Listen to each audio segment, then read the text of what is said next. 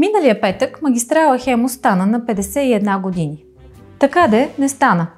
От заплануваните 425 км до днес построени са по-малко от половината. Една от причините е впечатляващата корупция около този проект. През 2020 година държавната компания Автомагистрали плаща на 3 фирми подизпълнители 323 милиона лева авансово в нарушение на закона. Вместо да отидат за строежа на 68 км път, 54 милиона от тези аванси се отклоняват към мрежа от кухи фирми. От юни 2020 до септември 2021 година вербувани лица почти всеки ден ги изтеглят в брой от офиса на International Asset Bank, товарят ги в чували и ги карат до склада на единия подизпълнител в село Зелен дол, Благоевградско. През 2023 година директорите на трите фирми подизпълнители почти бяха обвинени за образуване и ръководене на организирана престъпна група.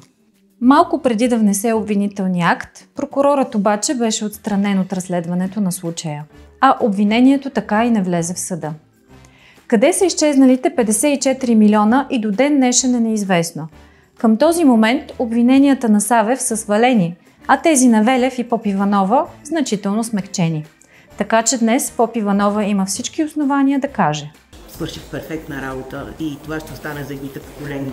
За нас остава въпросът колко още пари ще потънат до завършването на Хемус и дали магистралата ще бъде завършена някога.